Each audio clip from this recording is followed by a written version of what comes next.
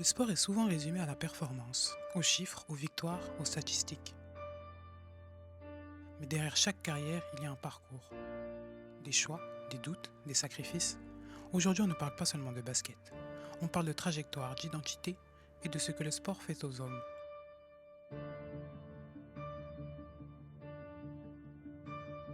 De Poissy à l'international, Florian Fortas a appris à jouer, mais surtout à grandir. Bienvenue sur Holy the Plug, le courant qui relie les créateurs.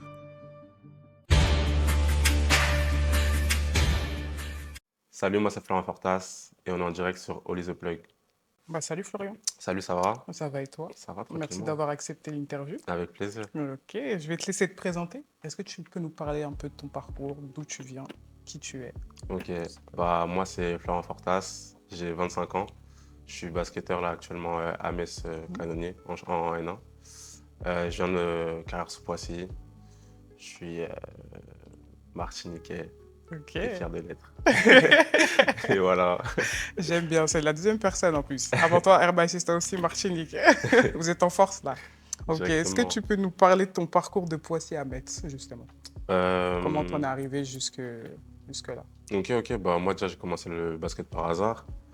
On m'avait proposé le foot, mais dehors il fait froid, il pleut, etc. Je voulais avoir un sport dans un gymnase, donc j'ai commencé à Carlos-Poissy. Je sais plus à quel âge exactement, mais je pense que c'était entre 6 et 7. Ensuite, j'ai intégré le club de Poissy en U11 ou U13. J'y ai joué jusqu'à mes 15 ans. À partir de mes 13 ans, je suis parti au Pôle Espoir. C'est, on va dire, un endroit où on recrute les meilleurs jeunes d'Île-de-France, les 12 ou 14 meilleurs jeunes d'Île-de-France. Donc voilà, c'est comme un sport-études. Le matin, entre 8 et 10, tu as cours, je veux dire. Puis après, de 10 à midi, tu as entraînement. 14-16, tu as cours. Et de 16 à 18, tu as entraînement. Donc c'est les premiers moments où j'intègre une structure vraiment carrée. Comme je t'ai dit en parallèle, j'étais à Poissy. Donc toute la semaine, j'étais à Châtenay-Malabry au pôle, du coup, en sport-études. Je rentrais le vendredi soir à Poissy. Je m'entraînais avec mon équipe, du coup, Poissy. Le week-end, je jouais avec eux et je repartais le lundi du coup à l'internat à Châtenay-Malabry. Ok. Donc voilà, suite à ça, j'ai intégré le centre de formation de Nanterre Mhm. où j'ai passé 6 années, de 2015 à 2021. J'ai fait 3 ans U18, puis 3 ans en espoir. Ma dernière année, j'alliais l'équipe jeune, puis aussi je m'entraînais, j'avais la chance de jouer avec l'équipe pro. Donc voilà, et j'ai fini mon cursus de formation là-bas. Mon premier contrat pro, je l'ai signé à Rueil-Malmaison en N1. J'ai fait 1 an, puis après je suis parti à Rouen. J'ai fait 1 an, on a gagné le championnat, on est monté en Pro B. Mais je suis pas resté dans le club, je suis parti à Chartres. C'est cardio, Ouais, ouais, tout beaucoup ça. de déménagements. Vraiment. Ouais, du coup après, je suis parti à Chartres. J'ai fait 2 ans. Dès la première année, on est monté en Pro B. Mhm. Du coup, j'ai pu jouer la deuxième année en Pro B. Et voilà, je viens de signer à Metz. Donc voilà, Ok, voilà. ok, quel beau parcours. J'aime bien. Parcours un peu compliqué, Ouais. mais franchement, c'est cool. Mais franchement, bravo à toi déjà d'être arrivé jusque-là, parce qu'il y Merci, en c'est a gentil. beaucoup qui auraient abandonné déjà à Ouais, sport-études, parce que j'en ai vu. Et ouais, franchement, c'est cardio. Et tu disais que tu es tombé dedans par hasard, mais est-ce qu'il n'y a rien qui t'a réellement donné envie de faire du basket? j'étais déjà assez grand pour mon âge, je veux Ouais, dire. tu faisais 1 combien déjà? Franchement, je pourrais pas te dire, hein, mais je sais que j'étais plus grand que la moyenne, tu Ok, vois. Je voyais un peu ouais. les débuts de calvitie des jeunes, tu vois. Ça tire à balles réelles déjà. Non, je rigole, ouais, j'étais un peu plus grand que la moyenne. Ok. Donc voilà, je pense que inconsciemment, Hmm. tu vois, je me suis dit, je vais me tourner vers le basket. Mon Ouais. père était entraîneur de foot à ce moment-là. J'allais souvent le voir ou voir ses équipes Hmm. dans le froid, comme je t'ai dit, sous la Ouais. pluie. Je pense que j'ai préféré aller où il y a du chauffage, hein. Hmm. Après, finalement, tu as toujours un peu traîné dans le sport, vu que ta Ouais, famille est franchement, ouais, dedans, donc... mon père, c'est quand même quelqu'un qui faisait énormément de sport quand j'étais Mhm. petit. Comme je t'ai dit, il était entraîneur et aussi jouait au foot. Donc, j'ai toujours eu cette culture, on va dire, et Ouais. cette éducation sportive. Hmm. Pour lui, c'était hors de question que je grandisse sans faire de sport. Ouais. Donc, on allait au forum et je me suis inscrit dans le sport que je voulais. Il n'y avait pas de pression par rapport à ça. Ouais, ok. Bah, il a eu raison en tout cas de te Ouais. booster par rapport à ça. Et comment tu décrirais la mentalité qu'il faut avoir justement pour atteindre le niveau que tu as atteint à l'heure actuelle, sachant que tu es issu, on va dire, d'une zone un peu populaire, entre gros guillemets. Hum. Donc, c'est quoi la mentalité qu'il faudrait justement pour atteindre là? ton stade actuel à toi? Faut avoir la mentalité de compétiteur. Mm. Quand tu grandis ici, là, chez nous, tu es beaucoup mis en rivalité. Quand tu vas à l'école, déjà, tu vois, ça se taille un peu. Il faut que tu fasses tes preuves, faut que tu prouves, etc. Je pense qu'il faut garder cette mentalité sur le terrain, vouloir être le meilleur, vouloir faire plus que les autres et se dépasser, tu vois. Quand tu arrives sur le terrain, quand tu es compétiteur, tu veux tout en gagner. Il faut garder cette mentalité, cette mentalité-là, tout en essayant de prendre du plaisir. Mais la plupart du temps, vu que tu as un certain ego, ça te fait du bien de voir que tu es meilleur que les autres. Donc, ce sentiment-là, il faut le garder et vouloir l'avoir à chaque fois. Ok. La mentalité seule, quoi, en fait. Exactement. Tous les Charbon, jours. charbon, charbon. Qu'est-ce que ton passage à Nanterre t'a appris, humainement parlant et sportivement parlant aussi? Hum, Franchement, énormément de choses. Comme je t'ai dit, j'étais en sport-études de mes 13 à 15 ans. Quand j'arrive à Nanterre, j'arrive dans une structure déjà où je suis l'un des plus petits. J'arrive à 15 ans, il y a déjà des mecs de... J'arrive en U18, donc il y a des mecs qui ont déjà 18 ans. Physiquement, je ne suis pas prêt. Je vois que tu touches un peu au monde professionnel parce que du coup, quand tu es dans le club de Nanterre, après tes entraînements, tu vois les pros s'entraîner. Donc c'est la première fois où je suis en contact de pros, où je vois un peu leur éthique de travail, l'intensité qu'ils mettent sur le terrain. Le fait de voir ça, déjà, ça te donne envie d'intégrer l'équipe. Ça m'a donné déjà des exemples à suivre. J'ai aussi pu discuter avec eux ou même discuter avec les joueurs plus âgés de ma catégorie pour leur demander des conseils. Au début, on te prend pas au sérieux. Quand tu arrives, tu es le plus petit, comme je t'ai dit, on essaie de te marcher dessus un peu. Donc voilà, ça te forge, on va dire, ça te rend plus dur. Tu n'es aussi pas chez tes darons, donc tu es obligé d'être autonome. Tu as l'école à côté. C'était beaucoup de travail, beaucoup de pression aussi parce que tu dois exceller dans tous les domaines, que ça soit à l'école, sur le terrain ou même en dehors. Mais ouais, ça m'a forgé une mentalité de guerrier, on va dire. Okay. Et ça m'a permis d'avoir des bons exemples pour me motiver à accéder à l'équipe professionnelle. Ok, d'accord. Donc ça t'a plus mis une motivation qu'une pression alors, du coup? Non, franchement, ouais, plus une motivation. Okay. Plus une motivation parce que tu sais, au centre de formation, tes gars, c'est tes coéquipiers. Comme je t'ai dit, tout le monde se taille un peu, tout le monde se chambre. Tu n'as pas envie d'être le dernier ou le plus dur ou le plus nul, je veux dire, ou le maillon faible. Donc ça te motive à travailler plus, à être meilleur que ton coéquipier en match, à faire des bonnes perfs pour que déjà on te regarde plus comme le plus petit ou Ouais, le petit maillon faible. rookie quoi, qui Ouais, vient voilà, d'arriver, c'est en ça. fait. C'est ça. Okay. Tu as envie de faire tes preuves, tu vois. Est-ce que tu aurais un mot pour décrire ton jeu? Mon jeu? Ouais. Intense. Intense. On va dire quoi? Ouais, je dirais intense. Intense. Polyvalent aussi. Okay. Donc, voilà. Si tu pouvais rejouer un match de ta carrière, ce serait lequel? À Rouen, comme je t'ai dit, on a gagné le championnat. Le dernier match, c'était, on va dire, la finale. On était ex-aequo à ce moment-là avec les deuxièmes. Enfin, on était premier ex-aequo du coup. Le dernier match, c'était contre l'équipe première ex-aequo avec nous. Et c'était chez nous, à Rouen. Il y avait 5000 personnes dans la pièce. Si on gagnait, on était champion. Si on perdait, on allait devoir faire les playoffs. Il y avait ma famille, mes proches, mes amis. Et franchement, sentiment de ouf. Beaucoup d'émotions, beaucoup d'excitation, beaucoup d'adrénaline. Si je devais rejoindre un match, ça serait celui-ci. Ouais. Okay. Durant ton parcours aussi, tu as pu jouer en Chine. Ouais. J'ai vu. Tu as fait donc, du coup, un séjour à l'international. Et je voulais savoir qu'est-ce que ça représente. En fait, ça représentait quel changement pour toi? Qu'est-ce que ça t'a appris aussi également, en fait, d'aller jouer justement à l'international? Parce qu'ils ont une vision différente du basket, il me semble. Donc voilà, je voulais savoir toi, ton expérience à toi. Ouais. Déjà en parallèle de mes saisons, souvent l'été, souvent, j'ai eu la chance de pouvoir participer aux équipes de France 3-3. Et grâce à ça, on fait des tournois à travers le monde, quoi. J'en ai fait 2 en Chine et voilà, voyager, voir d'autres cultures basket ou même d'autres cultures tout simplement, ça permet d'ouvrir tes yeux, ouvrir un peu ton mindset. Et c'est cool, tu apprends de nouvelles choses, que ce soit sur le terrain ou en dehors. C'est pas du tout les mêmes mentalités. Par exemple, on a joué contre des équipes serbes, c'est hyper dur. C'est moins athlétique par exemple, mais au sol c'est hyper dur. C'est une autre façon de voir le basket, de jouer, etc. Et en vrai, ça t'emmagasine ça. Des fois tu gagnes, des fois tu perds, mais tu apprends de ces genres de style de jeu. Et ça te permet d'élargir un peu ta palette offensive et défensive. Donc, Ok. c'est que du bon, hein. Qu'est-ce qui t'a surpris le plus de la culture du sport en Chine? En Chine, c'est des petits gabarits, tu vois.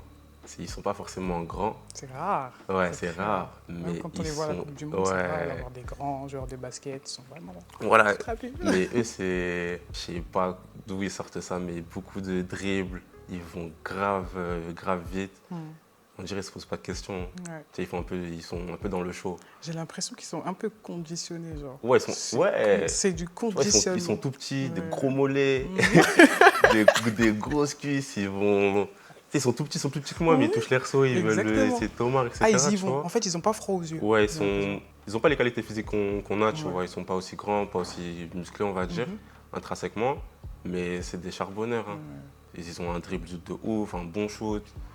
Ils s'arrêtent pas seulement à l'aspect physique. Ils ont pas ça, mais ils continuent à bosser, ils Ouais. bossent de fou. Et franchement, ce qu'ils proposent, c'est propre, hein. Est-ce que cette expérience-là, ça t'a permis de, on va dire, grandir plus vite dans le sens où ça t'a permis d'acquérir une certaine expérience et justement voir différents types de jeux. Donc du coup, là, notamment avec les Serbes et notamment avec la Chine. Plus tu vois de choses différentes, on va dire, et plus tu ouvres, comme je t'ai dit, ton mindset, tu t'inspires un peu de ce que tu vois. Et voilà, tu le reproduis aussi en match. Comme je t'ai dit que les Serbes, ils étaient hyper durs, bien gainés au sol, Ouais. etc. Tu vois, moi, je ne suis pas forcément le mec le plus costaud de l'équipe. Mais voilà, ça m'a permis d'aller à la salle. Je me suis dit, bah, plus jamais je vais me faire bouger comme ça. D'aller à la salle, essayer de défendre sur les mecs les plus gros, plus musclés. Et au final, ça élargit un peu ma palette défensive et offensive, comme je t'ai dit, tu vois. Ok. Donc voilà, ça te pousse encore plus, ça te motive encore plus à bosser pour plus que tu sois en difficulté contre ce genre de profil. Donc voilà, ça te permet d'avancer encore plus vite, je pense. Ok, t'as appris à devenir un mur en fait maintenant. Je sais pas si je suis un mur, tu vois, mais je suis grâce plus à- solide qu'il y a 2-3 Ok, ans. t'es plus solide sur les appuis. Exactement. Ok. On te décrit souvent comme un homme, comme un joueur, pardon, humble et rigoureux. C'est quoi pour toi l'humilité dans le sport? C'est ne pas prendre les gens de haut ou les sous-estimer, tu vois. Tout le monde est capable de battre tout le monde, il faut respecter tout le monde. Donc voilà, quand tu arrives sur un terrain, tu te donnes à fond, peu importe l'adversaire. Je pense que c'est ça, on va dire, l'humilité. Pas en faire trop, ne pas se prendre pour une star parce que tu as fait une bonne saison, un bon match, etc. Le jeu est remis à zéro à chaque semaine, chaque match. Donc c'est pas parce que tu as fait un bon match ou un mauvais match la veille ou la semaine d'avant que tu feras forcément un bon match la semaine d'après, tu vois. Donc voilà, être content, être confiant, mais de ne pas prendre les gens de haut ou pas sous-estimer son adversaire ou même ses coéquipiers. Et lorsque tu as des moments de doute ou que ça va moins bien, parce qu'on sait que ça arrive, parce qu'on est des êtres humains, qu'est-ce qui te fait tenir Moi, quand j'ai des périodes de moins bien, j'aime bien aller à la salle, hein. à la salle? Ouais, c'est le travail qui me donne, on va dire, une certaine confiance et qui me permet de me rassurer. Après, je vais pas te mentir aussi, être en famille, comme là par exemple, c'est la trêve, je suis revenu chez ma famille, c'est les fêtes, etc. De voir tout le monde, ça fait du bien. Tu penses à autre chose, être dans ton coin, dans ta ville, dans ton lieu de travail, des fois, bah, tu sais, tu te prends la tête un peu trop sur ce qui se passe sur le terrain, mais le permet d'avoir la possibilité d'évacuer un peu, de discuter d'autres choses, de voir les gens que tu aimes, etc. Ça te permet de relativiser, on va dire, et de te sentir mieux dans ta tête. Donc voilà, je dirais les deux, le travail et pouvoir déconnecter avec ta famille, tes proches. Super important pour moi. Ça remet un peu d'énergie, de peps Ouais. et surtout du sourire, tu vois. Tu arrives, ta famille, ton daron, ta daronne est contente de te voir, tu vois tes petits neveux, tes frères et sœurs, etc. Même si tu fais rien, le fait de te sentir chez Ouais. toi, tu te sens bien, T'es dans ta zone, ouais, tu sais que t'es à la maison. tu là. repars loin là-bas, là, t'es bien, tu repars avec le sourire en tout cas. Ok. Donc ouais, je dirais ça. Dans ta vie, c'est à quel moment que tu t'es dit, ok, là j'ai passé un cap? Là, j'ai passé un cap. Ouais. Franchement, il y a eu plusieurs étapes, hein. Je pense que le moment où on gagne le titre à Rouen, j'ai quel âge? 23. Et au basket, jusqu'à peut-être 25, 26, c'était considéré comme jeune, tu vois. Le fait d'avoir ce titre-là, montrer à tout le monde que voilà, tu as été efficace dans une équipe qui gagne le championnat, déjà ça te donne un peu plus de légitimité, je pense, aux yeux des gens. Et moi, j'ai l'impression qu'on me considérait, à partir de ce moment-là, on me considérait plus comme un jeune, vraiment comme un joueur de Tu faisais basket, partie tu vois, à du part jeu, quoi, entière, en tu fait, vois. Ouais, c'est concrètement. plus en quoi. mode, Ouais. vas-y, fais quelques erreurs, on va le mettre sur le banc, il est là pour apprendre, etc. À partir de là, je te dis, tu as une légitimité autre. Ouais. et c'est plus le même regard, tu vois. Donc je pense que cette année-là, j'ai passé un cap. Ou est-ce que tu penses que cette partie-là aussi, elle t'a permise de te former en tant qu'homme? Est-ce que ça t'a appris aussi sur toi-même? Ouais, bah, c'était une année un peu particulière pour moi. La saison d'avant, j'étais, comme je t'ai dit, à Rueil. Le dernier match de championnat, je me casse un peu la cheville. J'avais plus le ligament, du coup, je me suis fait opérer l'été. Je suis arrivé à Rouen, mais pas au début de saison. Ils m'ont signé en novembre. Ouais, fin d'année quand même. Novembre, tu vois, la saison, habituellement, elle commence en septembre, mais t'es dans ton club à partir de août. Ok. Moi, je m'étais fait opérer en juillet. De juillet à octobre, je ne pouvais pas jouer au basket, j'apprenais à courir. J'étais en mode de full rééducation, donc je me suis arrêté 4-5 mois, tu vois. C'était une grande période de doute où je suis revenu chez mes darons, parce que depuis 13 ans, en soi, j'avais quitté le foyer familial. Là, j'étais revenu chez mes parents. Je ne pouvais pas jouer au basket, je ne pouvais pas faire ce que j'aime. J'avais pas de contrat, j'étais au chômage, tu vois. Là, j'ai eu l'opportunité de signer à Rouen. J'étais hyper content, c'était déjà premier du championnat. Mais ça te rajoute une pression. Tu ne sais pas comment tu vas revenir. Tu sais pas, genre, ça fait 5 mois que tu n'as pas joué au basket. Tu ne sais pas si physiquement tu es prêt déjà. Donc voilà, une pression particulière. Et, voilà, j'ai réussi à le gérer. Au début, c'était hyper compliqué. Mais petit à petit, je prenais confiance en moi. Et au final, ça s'est très très bien terminé. Donc voilà, j'ai beaucoup appris. Dont le fait que c'est pas parce que tu es au plus bas que tu vas y rester, tu vois. Croire en soi, croire en son étoile. Et quoi qu'il arrive, si tu bosses, il t'arrivera des choses bien.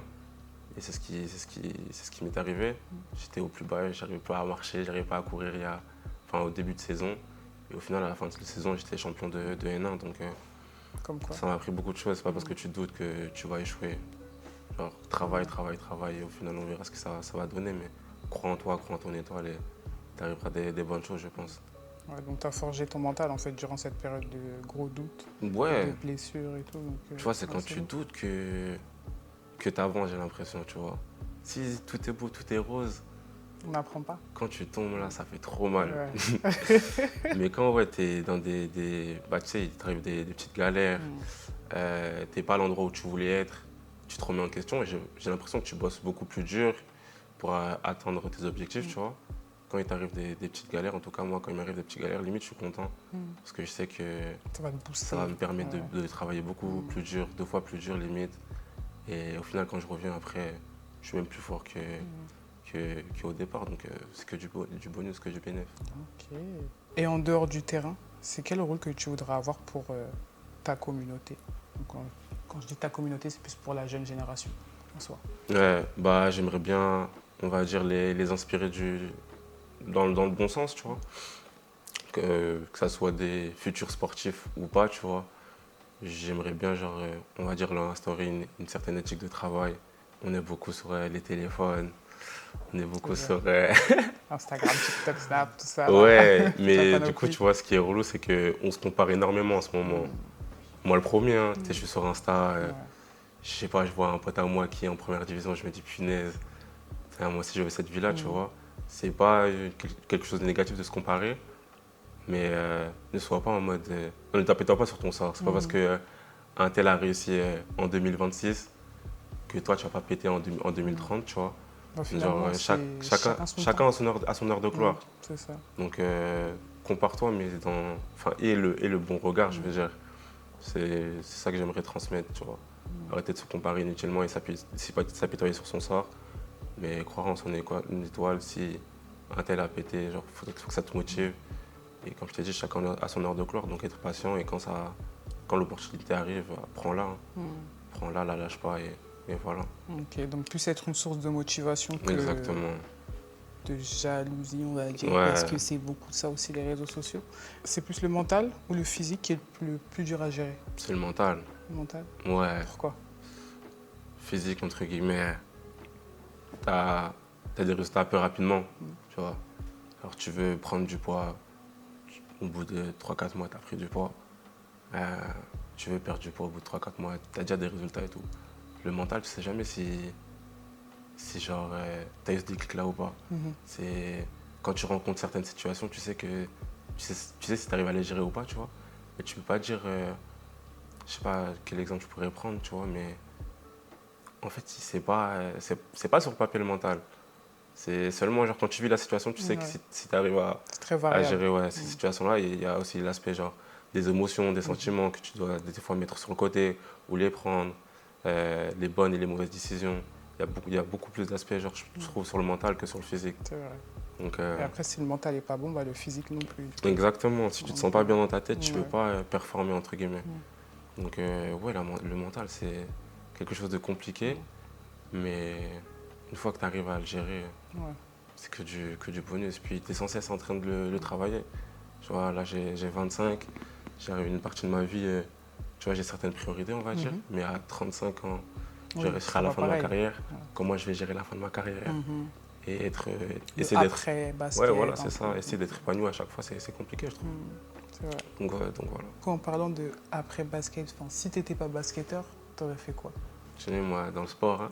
Toujours dans le sport?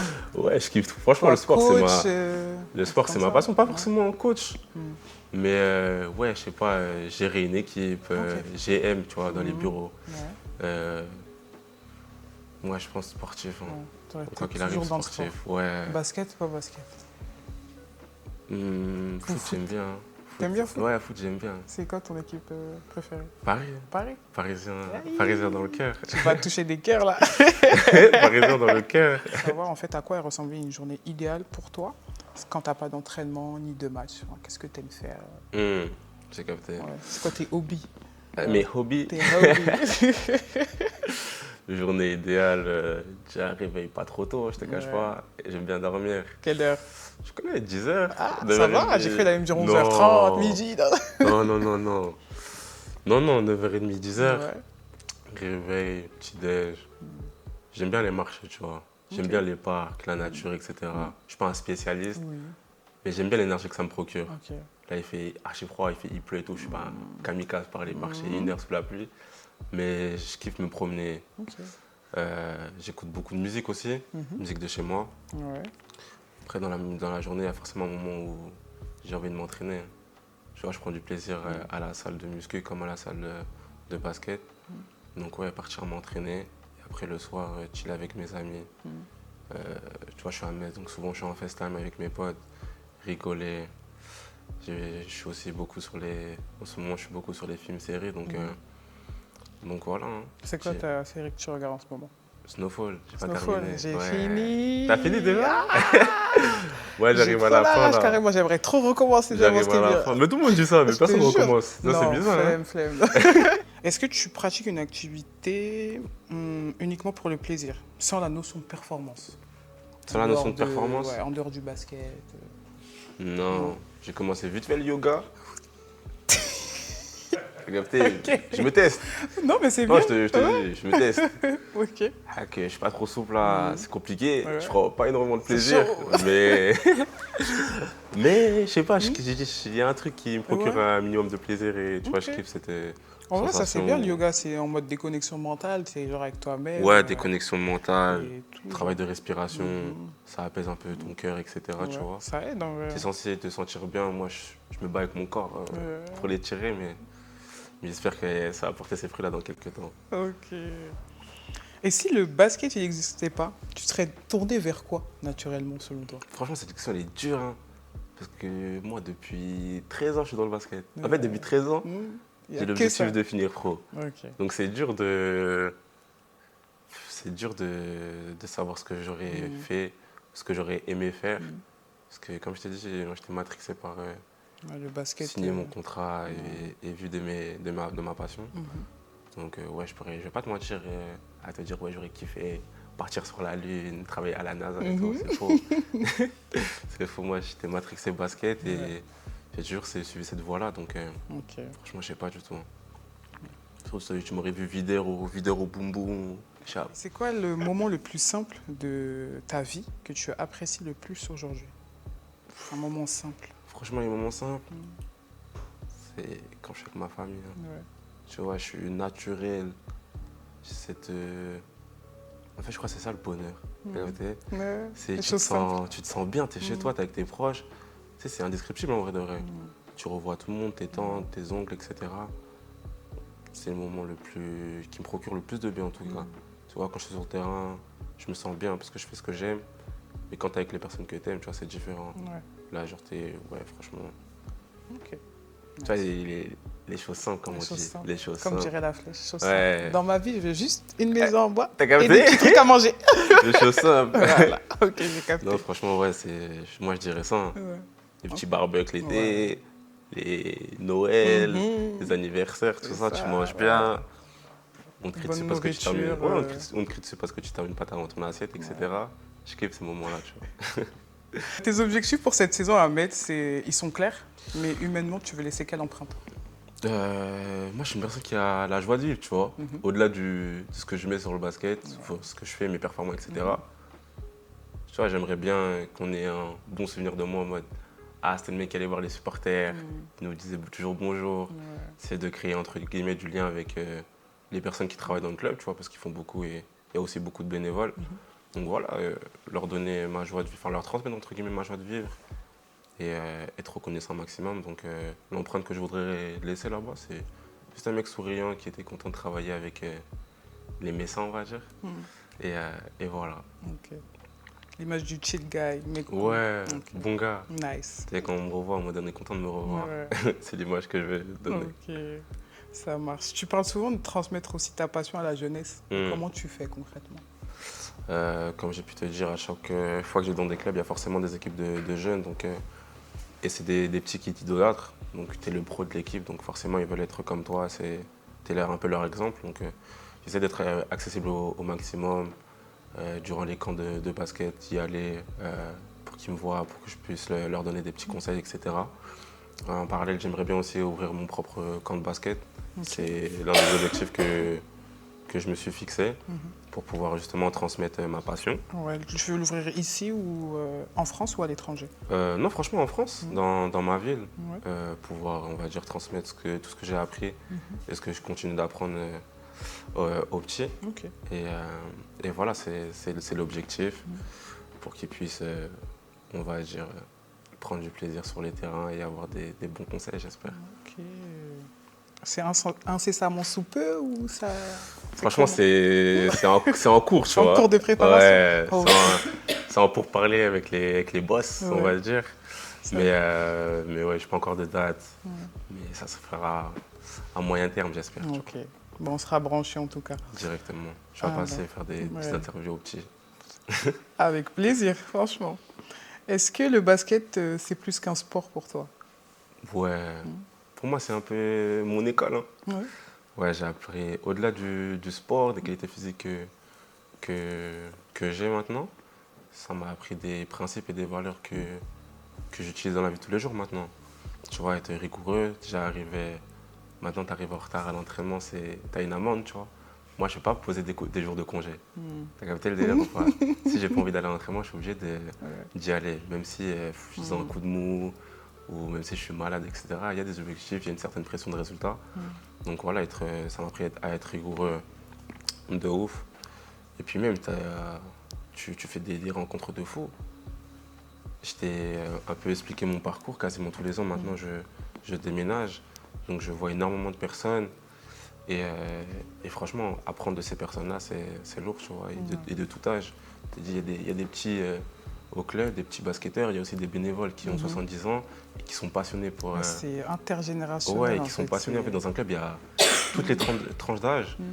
Et j'ai la chance de pouvoir, on va dire, en voir tous les ans. Genre, je fais de nouvelles rencontres de tous les âges et j'apprends énormément. C'est cool. Donc voilà, voilà. T'es plus NBA ou équipe de France 3x3?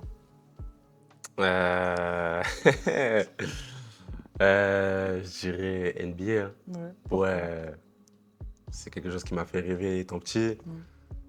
C'est du show, c'est du spectacle. Je kiffe, hein. Je Ok. kiffe. 3-3 aussi, c'est spectaculaire de Mhm. ouf. Mais je crois que la NBA, ça me touche un peu plus. Ouais. Ça t'attire encore la NBA à l'heure actuelle? Bah, franchement, non, pas vraiment. Pourquoi? Non, pas vraiment. Euh, J'aime bien. Si je devais choisir un championnat où genre, je rêverais de jouer, ça serait plus l'Euroleague. Ok. Euh, je trouve ça mieux, c'est ce que je regarde le plus souvent. Mhm. Tactiquement, c'est vraiment un niveau au-dessus. Et En fait, ça va au-delà du show, l'Euroleague. C'est vraiment pour les passionnés de basket, tu vois. Mm. Tu vois, un gars lambda, il va préférer la NBA parce que je t'ai dit, c'est beaucoup de spectacles, Ouais, etc. c'est le Et divertissement en fait c'est. Après, là-bas. c'est dur de jouer là-bas, hein. J'ai jamais Mhm. joué, jamais mis les Oui. pieds. Mais ouais, les échos que j'ai, c'est dur, c'est tough de Mhm. ouf. C'est la meilleure ligue du monde. Mais l'Euroleague, tactiquement, c'est propre. Et comme je t'ai dit, je suis passionné de basket. Ok. Et voilà. La réussite pour toi, c'est une destination ou un chemin? La réussite, je pense, c'est plus un chemin. Tu vois, je me fixe énormément d'objectifs, on va dire. Mhm. Je sais pas si je serais capable de tous les atteindre et les On réaliser. te le souhaite en tout cas. Ouais, moi aussi, je me le souhaite, quoi. Mais c'est gentil. Ouais. Mais tu vois, je pense que le plus important, Mhm. c'est le chemin que tu as parcouru, tu vois. Plus tu te fixes des objectifs hauts, plus tu iras haut, tu vois. Tu vas peut-être pas les atteindre. Mais imaginons, je me fixe pour objectif d'aller en Euroleague. Si j'atteins la première division française, tu vois, le parcours, il est déjà beau. Et je pense que c'est ça le plus important, c'est le parcours que tu fais au-delà des objectifs que tu te fixes. Et si tu devais parler à un jeune de ton quartier ou de ta ville qui rêve de suivre ta voie, tu lui dirais quoi? De, déjà, je lui poserai la question, est-ce que genre, tu le fais parce que être basketteur, ça a une certaine fame, Mhm. tu veux vraiment, ou tu es vraiment passionné par le truc. Si t'es pas passionné, si tu prends pas énormément de plaisir sur un terrain de basket, le fais pas, tu vois. C'est beaucoup de concessions qu'on voit pas forcément. Tu vois, comme je t'ai dit, loin de ta famille, des fois tu es tout seul, tu traverses des grandes périodes de doute, etc. Tu vois, c'est relou si tu prends pas de plaisir sur le terrain. Je sais pas si tu es vraiment heureux d'être, enfin, d'avoir cette vie-là, tu vois. Mhm. Mais si justement t'aimes ce que tu fais, t'aimes le sport, t'aimes le basket, peu importe les périodes de doute, genre, tu vas quand même prendre du plaisir sur le terrain et au final tu vas rentrer chez toi avec le sourire. Donc voilà, je lui poserai la question, est-ce qu'il aime vraiment ce sport-là?